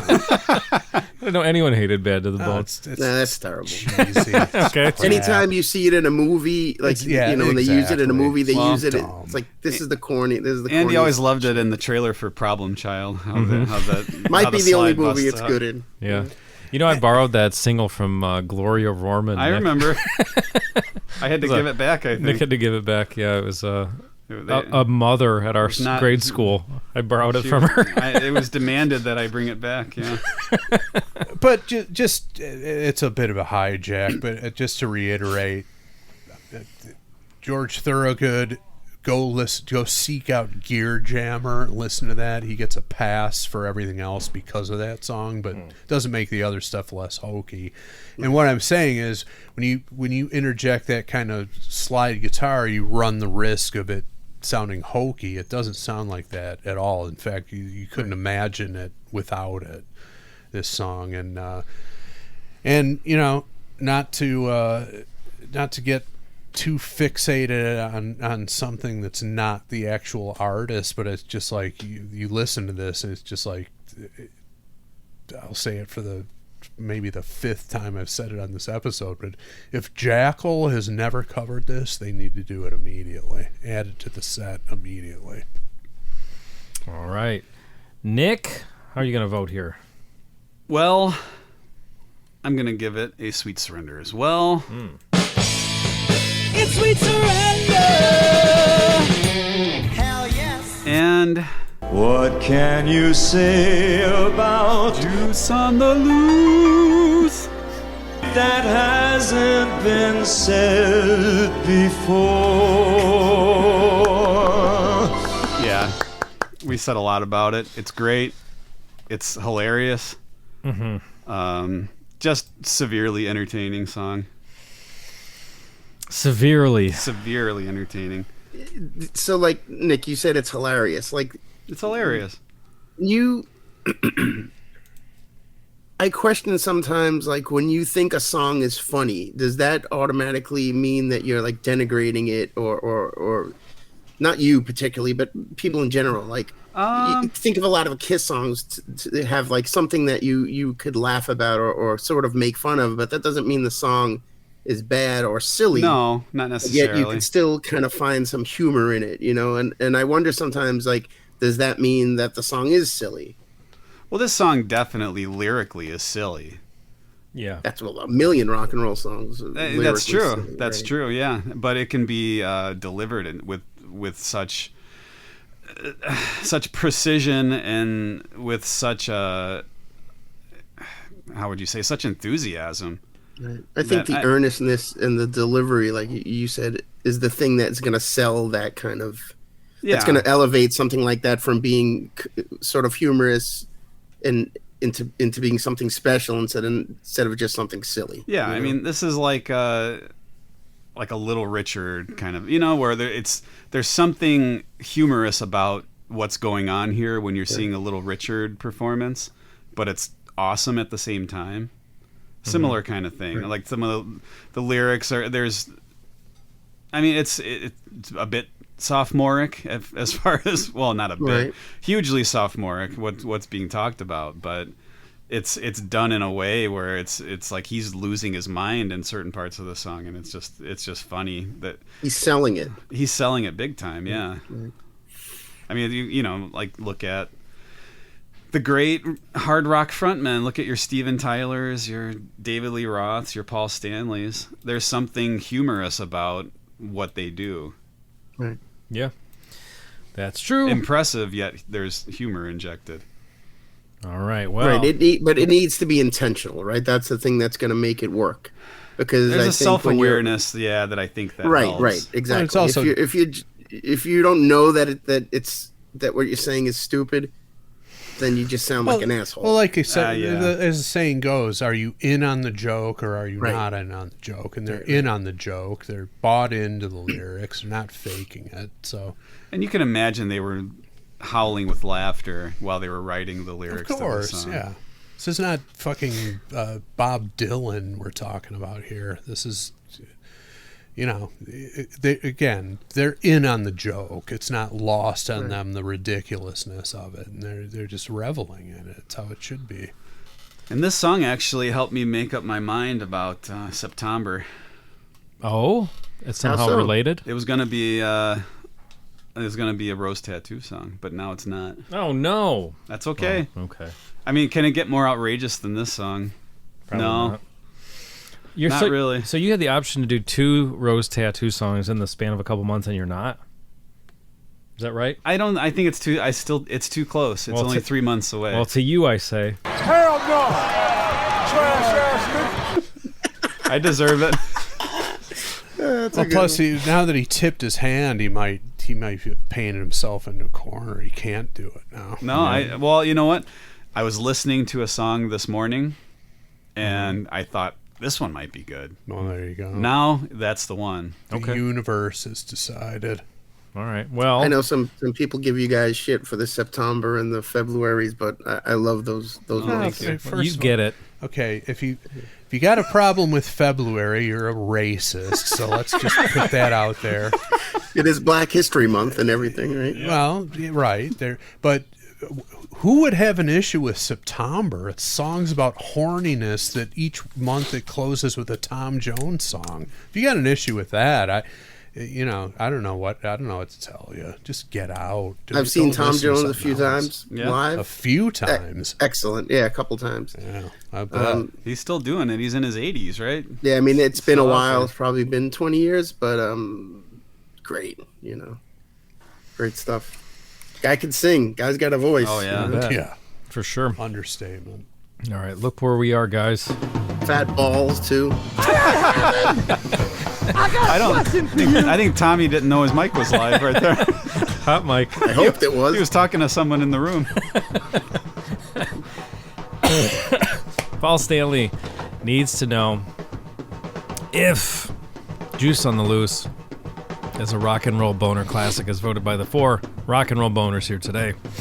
Well, the Crazy Nights album was almost called Juice on the Loose. He was like either Loudness or Rose Tattoo. What am I doing? Yeah. Who am I ripping off? Well, if you're going to rip something off, Juice is the way to go. Yeah. We should probably talk about Juice more often. I wonder if this song's in the movie Juice. Like end credits, maybe? Probably not. Should be. There's a Digital Underground remake of it.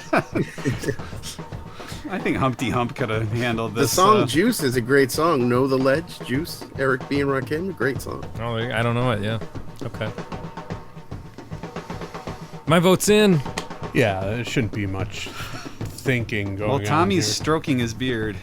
I'm just. He's not sure. No, I'm ready. Oh, my. I'm ready.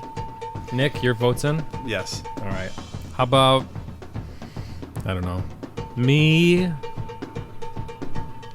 Chris, Nick, Tommy. We'll make it complicated. Oh, man. Not that complicated. It's an order of things, so that works for me. Andy, Chris, We're going around Nick, the Tommy. horn. Yep. Yeah. Okay. Rock and roll. I get to say boner.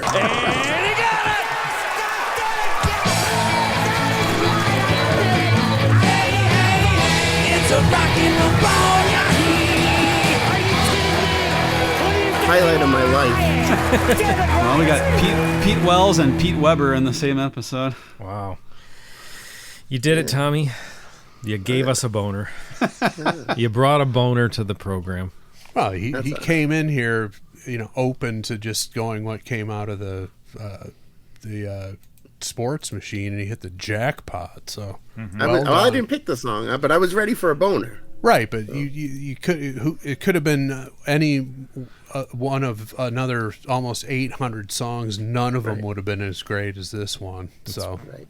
Probably true. I think based on conversations that Andy and I have, I think he picked a song knowing that that I wanted a boner. Oh, well, when I saw what it was, I was like, oh, this is perfect. This is exactly what we're looking for. No need to check out what the third option is.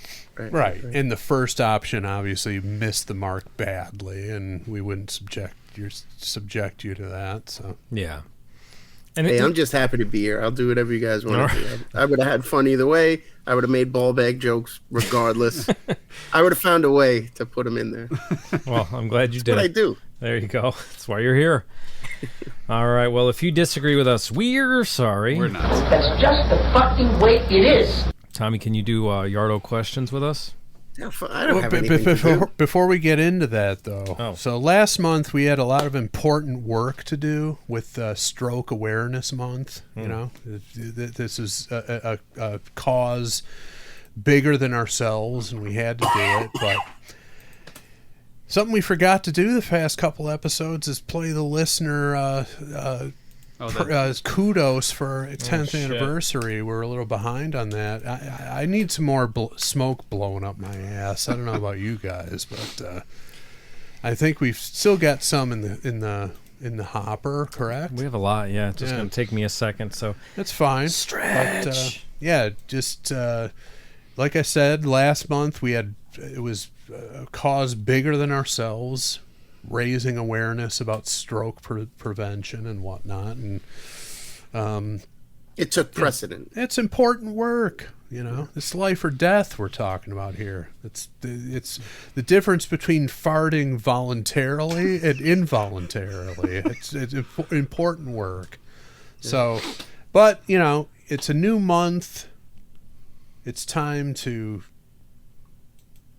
sing our praises again, and coming from listeners, it's nice to hear their takes on it. So, yeah, give me 1 second here. Andy, enough being worried about the world and people's health. Back to you. I mean, you have to do that occasionally, and we're happy to do it during May because it's become our pet our cause, so to speak. So, but we're back to the narcissism as the narcissism that's encapsulated in my theme song. I Can Have It.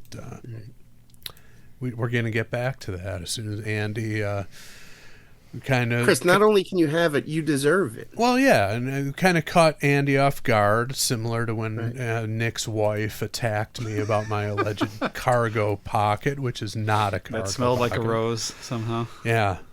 So yeah, Andy, I'm ready. You're in position. Yes. Okay, here we go. So this is from John Churchill. Legend in our world. Did some important work for us early on with the website, for which we are eternally grateful. Mm-hmm. So Australian? Yeah. He's not. No. He's a Jersey guy, I think. That sounds right. My neighbor. Yeah. He had a pretty cool little podcast he was doing for a while there years ago. But really, I didn't. Yeah, I think it was Lo-Fi Meltdown. It was called. Oh, okay. Wasn't about comic books and. No, it was. No, there's a cool one out there. I forget the name though. That does that. Maybe Tommy can fill us in on that. Yeah, Jacked Kirby. That's my That's it. show. It's funny because when I discovered you guys, through my buddy Steve, who's also a listener, you guys may have seen his name pop up on Facebook, Instagram, whatever. Steve Malone, you know him, Andy. Mm-hmm. Yeah. He had introduced me to you guys, and he's like, you have to listen to this show, and I did, and it was very similar to like what our show was. Obviously, different topics, but we'll take a comic book, specifically one by Jacked Kirby, creator, and break it down and make jokes about it and dick jokes and whatever. Like, and it was very similar. I think when I first reached out to Andy just to say like, hey, good job, that was kind of what I had to say to him. I was like, it's kind of what we do, but just a lot nerdier, Well, ours is a lot nerdier. That's not possible. That's a little bit possible. Okay. Well, let's hear what John had to say, huh? 5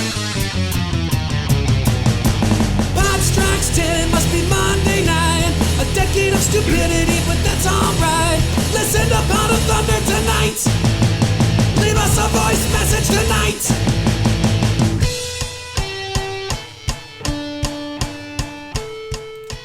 Hey guys, this is John Churchill.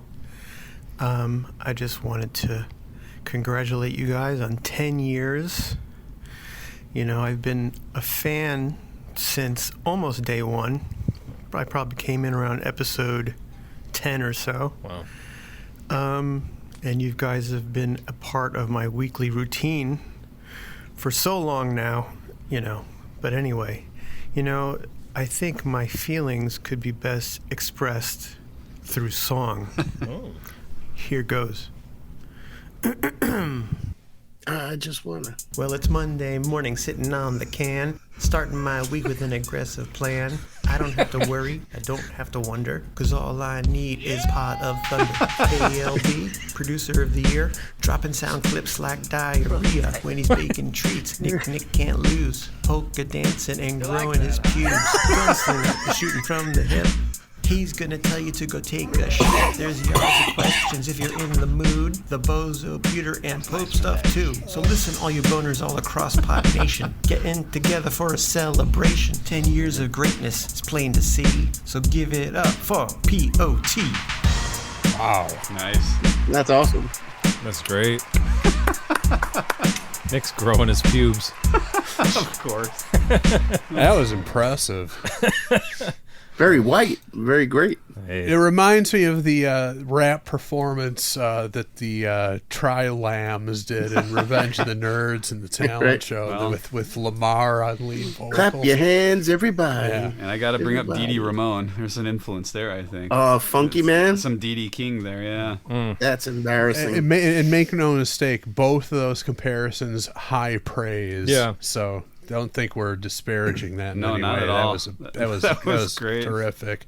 I don't know if the Dee Dee Ramone is a high praise. Glad we're back Oh, on well. that track. Dee Dee Ramone, no matter how the songs turned out, was a pioneer in hip hop music. I guess so. How early did he get in on that? It was like 89 that he put that out. I thought it was a little earlier than that. When No, did Dee Dee 80 King 80, come yeah. out? I listened to that album recently, all the way through for the first time. You made the whole. You listened all the way through. The whole thing for the first time. I'd heard like snippets of it. Oh, there's some other idiot taking the name Dee Dee King on Oh, Apple of Music course. and doing some shit. Rock Oh, You wow. Like a Hurricane cover. Come on. It's just hard to. It's difficult to listen to that because you just know like he was fucked up. He was having drug problems. And Well. and it's evident, and it makes it even more sad. I think. Yeah. Plus, it's just not very good. But Nick, if you enjoy it, Everyone enjoys it. It is 1989, standing in the spotlight. All right, well. There you go. Not super early. Maybe not a that pioneer. would not make him a pioneer. No, maybe not. Since hip hop probably started 15 years-ish earlier. I appreciate that he had to do something different. Yeah, it's but- another one of NNP's Nick Menza-esque All outbursts, just rooted in no way in truth, but he just blurts it out, and we love that about him. Yeah. Just for the record, though, if you listen to that album, the Dee Dee King album, it's not all that. It's like a mix of that not so great rapping of the time, weird 50s throwbacks. And then there's just a couple, like there's The Crusher, the Ramones song, which, he wrote it for his album, and then the Ramones did it later without him, So the album's not all just him rapping? No, It's there's like a singing couple and stuff? punk rock songs, there's some 50s songs, and there's some Oh, okay. rap songs, yeah. There So you go. yeah. Based on that, maybe I'll give it a listen. 50s covers or 50s inspired originals? Does he do Tequila? He does Mashed Potato Time. Oh, okay. Yeah, that's the first song. Then I don't know, Baby Doll, Poor Little Rich Girl. Oh, that's an old song. Yeah, so that's from a musical, I think. He's doing all that kind of stuff in there. Okay, let's take a quick commercial break and then do a Yardo questions. What do you guys say? Yeah. Oh my gosh! Take Gets it you easy some- on Tommy, will Easy, ya? dude, easy. He's getting his JFK ready. We for haven't the had yard. anybody drop dead during one of our episodes before. We would prefer it not to be on the first time in this episode. Yeah. First time for everything. Yards of questions. Motherfucker, I give them! Sing away. Yes, Chief.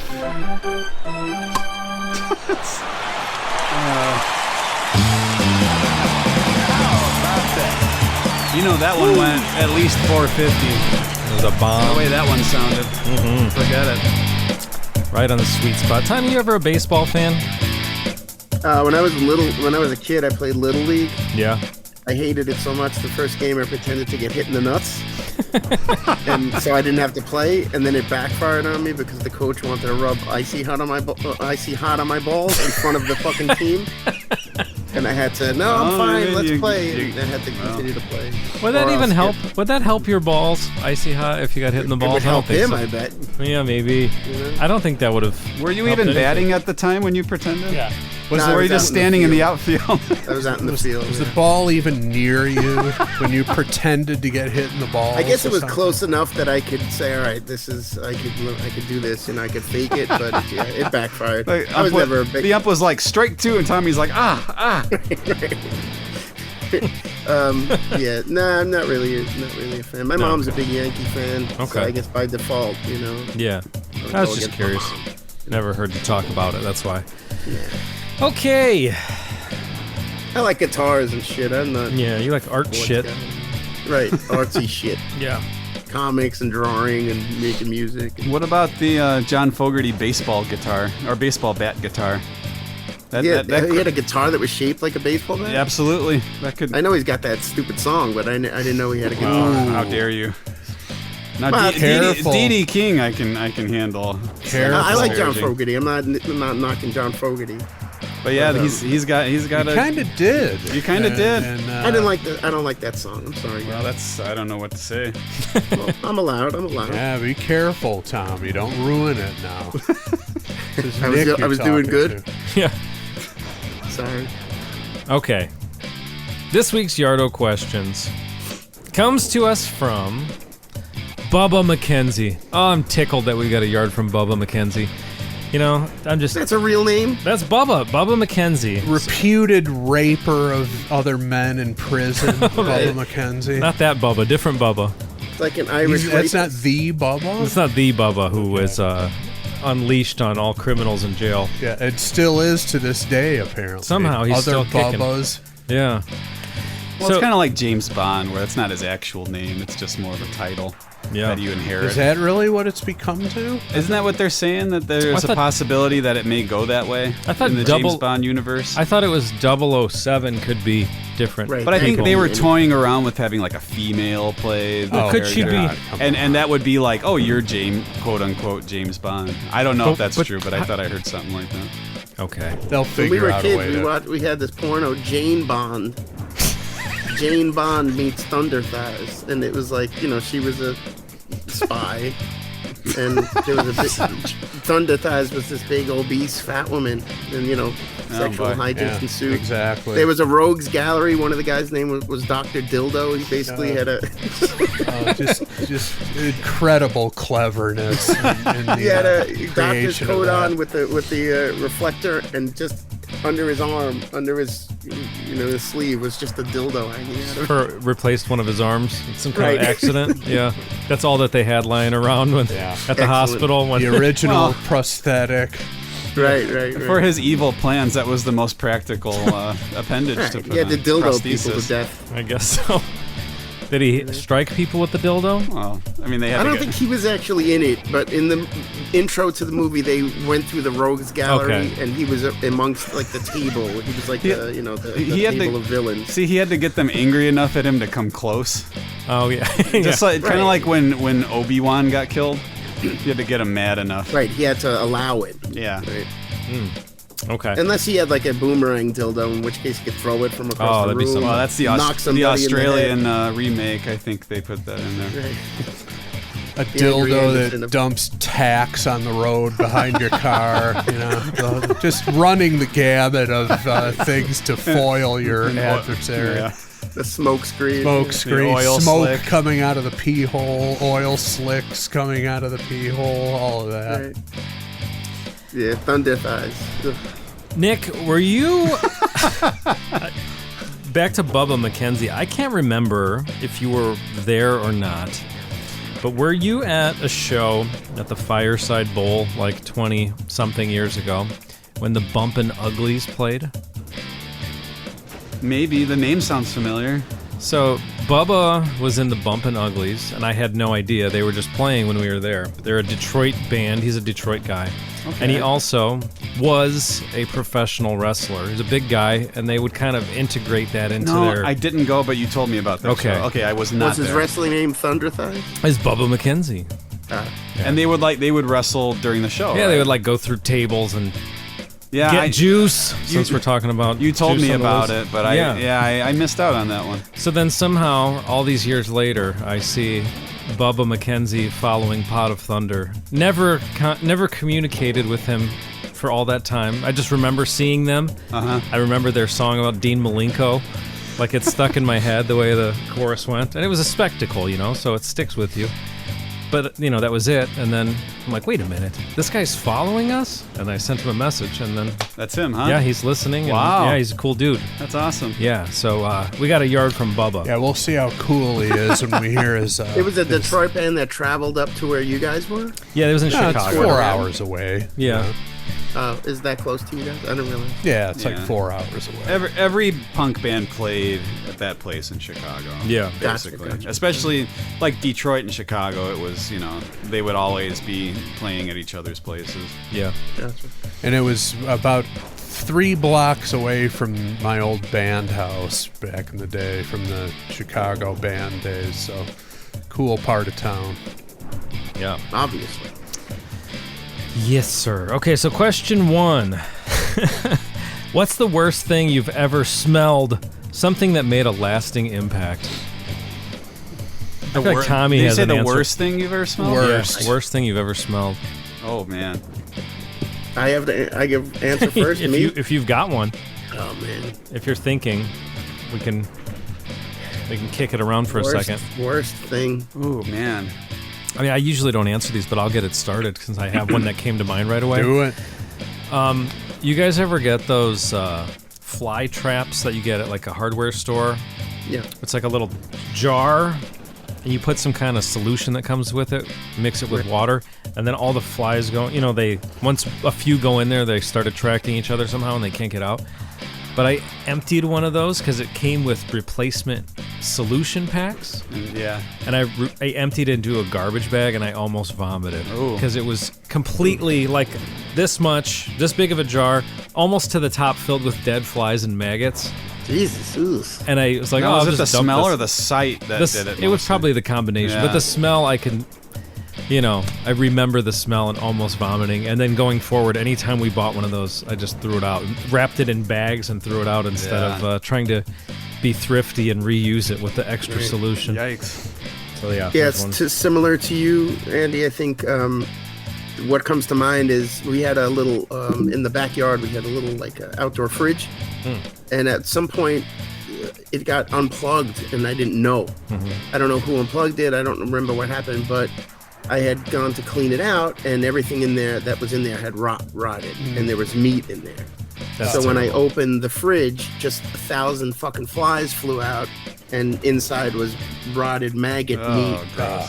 And the fucking smell was horrific, and I had to clean it, you know? So I was gagging. I don't remember if I covered my face or just had my hand over, but I think we just threw the fucking thing out because it was just so terrible. Beyond repair at that point. Right, the idea of cleaning it after all those maggots were in it, it's like it's not worth it, you know. Yeah. That comes to mind as being a terrible smell. That's bad. Yeah. That sounds like a good answer. That rotten meat smell in the summer, you know, sitting in a fucking death, metal fridge. That's basically what it is. Horrible. That's not good. Our brother one time. He was that, and my buddy Joe Malazzo's whole asshole just awful smelling. Well, you're barking up my tree here because my. Oh, you know Joe? Yeah, that's my answer. Our brother one time, he had his room in the basement, his bedroom, and he was sick, and I don't remember exactly what he had, but it was a constant flow of toxic gas coming out of him. And I remember going down into and I remember going down in the basement, the whole basement. It's just was terrible. Like, and I don't know what he had something, and I don't know how it affected his digestion, but it was profound.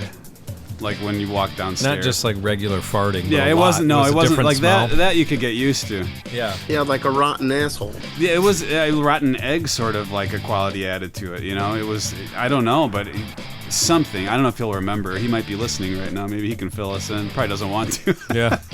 But I tried to forget. But he had something, and it affected it, and it was constant, and it was. Isn't it amazing that stuck with you? That smell, that experience. Well, I mean, don't they say? I think I read somewhere once that smells actually trigger memories. Yeah, like it's stronger than any other sense that you have. Whether that's true or not, I don't know. But I remember hearing that. Chris? See if I can make this as brief as possible, but it was senior year in high school. Me and both of my Greek buddies went down to Fort Lauderdale for spring break. Should have never been allowed to go down on that. That trip was absolute mayhem down there. High school kids were too young to be participating in that, but we did. And we also met up with some other friends up in Daytona on the way back.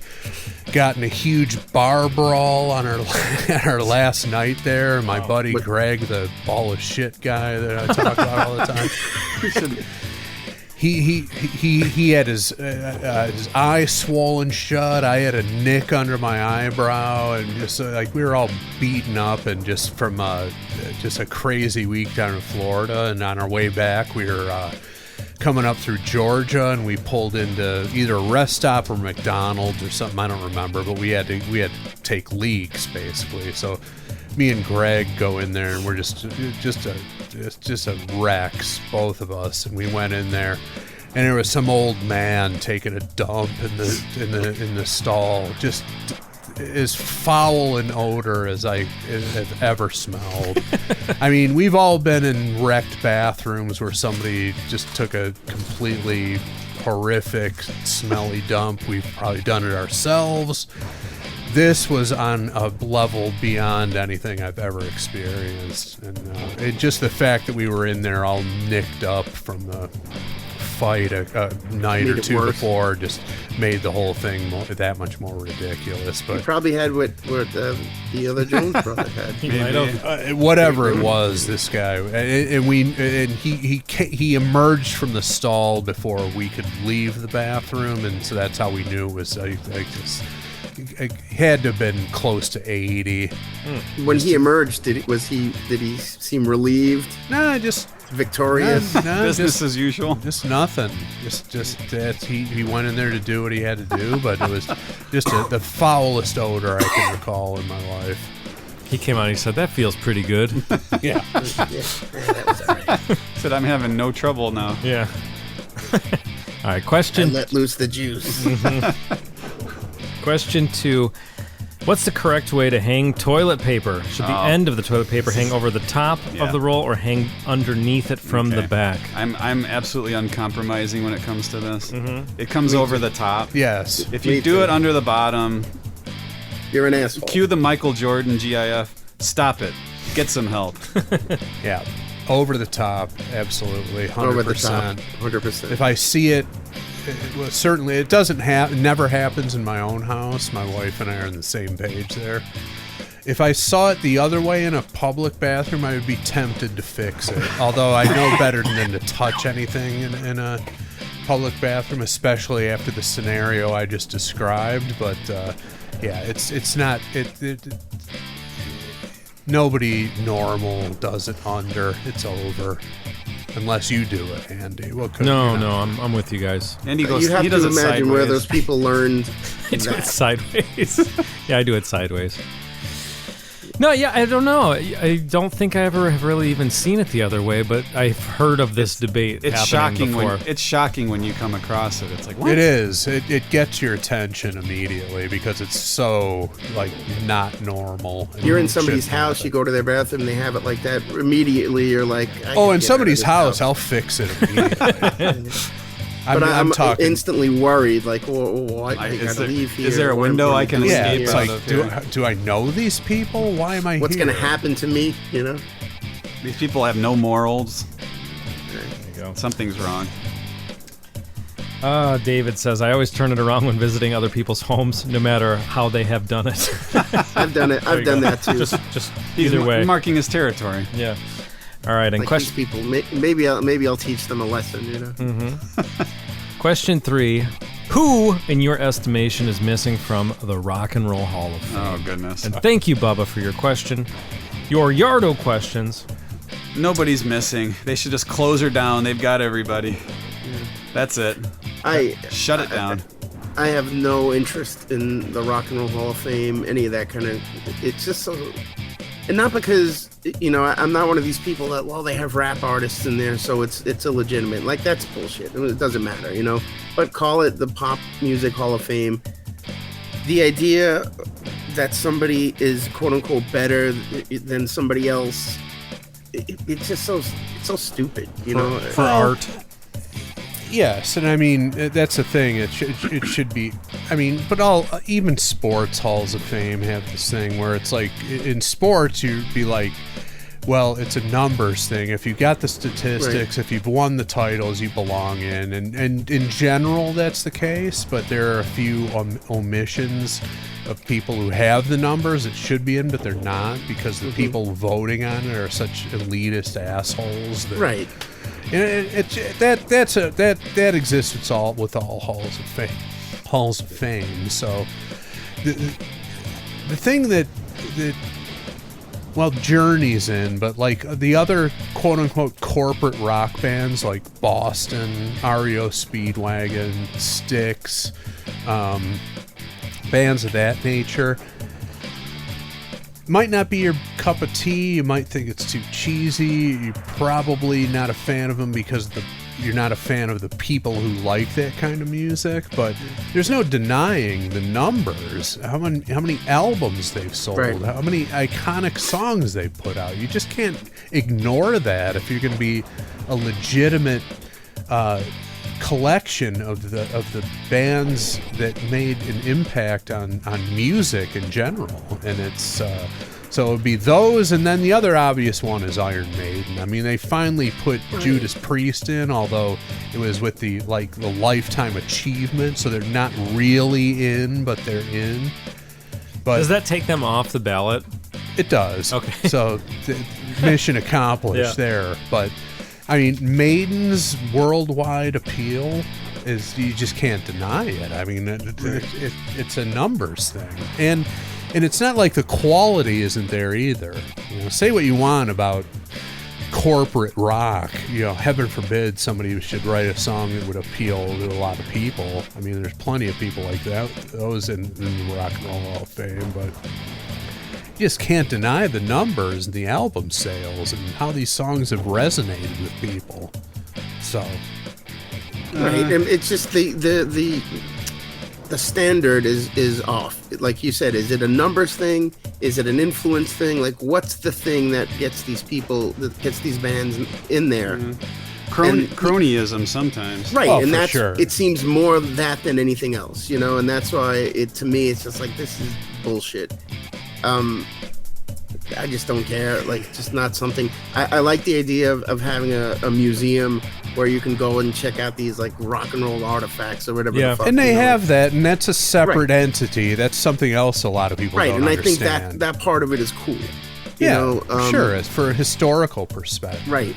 But the idea of like, you know, what legitimizes an artist in their eyes to put them in the museum or to give them one of these accolades is just so arbitrary that it just seems like bullshit. It is, but at the end of the day, you know what? They started the place. They can call it what they Right. want, and they Right. can have the criteria they want. So I just agree with that too. complaining about that, and I'm not attacking you personally. I'm just No, that's fine. You know, this is just discussion, easy discussion fodder. I mean, every time the nominees come out and every time the final inductees are announced, I repost it on our pages because you know you're going to get 100 replies, and it's good for Right, people have interaction and opinions. stuff like that. But at the end of the day, it's their place. They can decide who gets in, and they can decide what to call it. So Right. complaining about those two aspects is such a waste of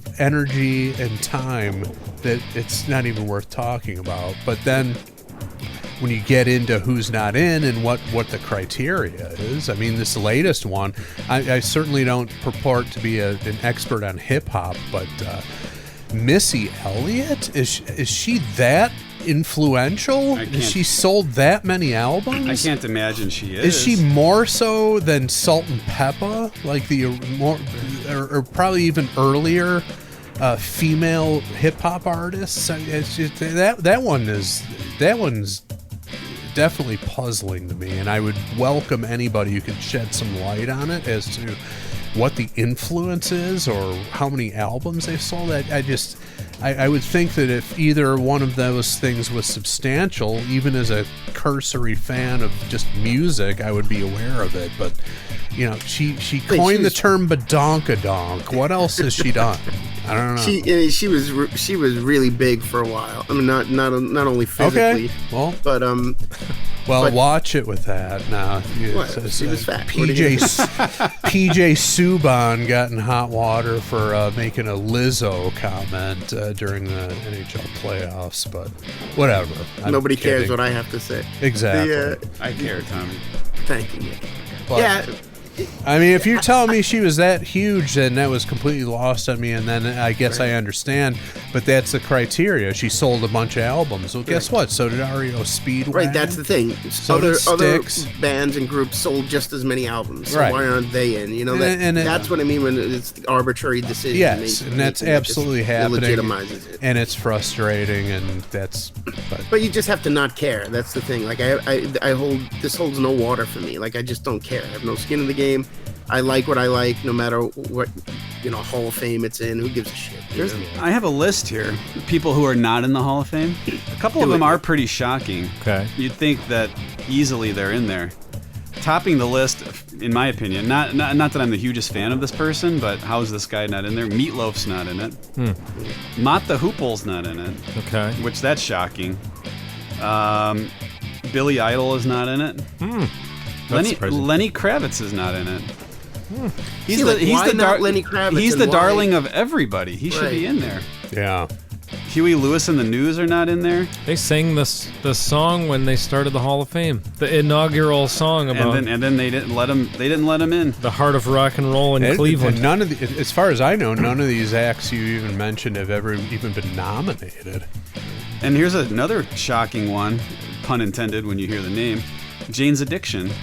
How are they not in there? If you want to talk about bands that more or less start genres that become hugely influential, pioneers in a genre, and then you talk about the order of them getting in. It's like Pearl Jam and Green Day. Not that Green Day necessarily has anything to do with Jane's Addiction, but like the people are Pearl Jam is in, and people are debating whether or not Soundgarden is in, and the Chili Peppers are in, but Jane's Addiction hasn't even been nominated. Yeah, it makes no sense. Ridiculous. From a chronologically, it makes no sense. Yeah. Peter Frampton is not in. Oh, horseshit. Yeah, I would never have thought that. Jay Giles Band's not in. Boo. Grand Funk Railroad, not in. Oh, wow. Well, yeah, you want to talk about when we did that episode and we looked at like how they're selling out the Garden 3 nights in a row, and it's enormous. Like I knew they had some big songs, but I had no idea they were that big in the early '70s, which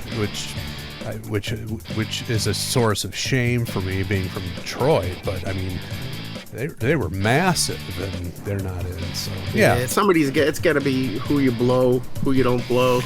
Yeah. Well, it's again, it gets back to the whole Rolling Stone culture of the rock critics thinking they're the arbiters of quality. They're the tastemakers. And again, going back to the corporate rock thing, but like anybody who listens to Boston or REO Speedwagon is stupid, and they don't know what's good, and it's that's not what it should be all about.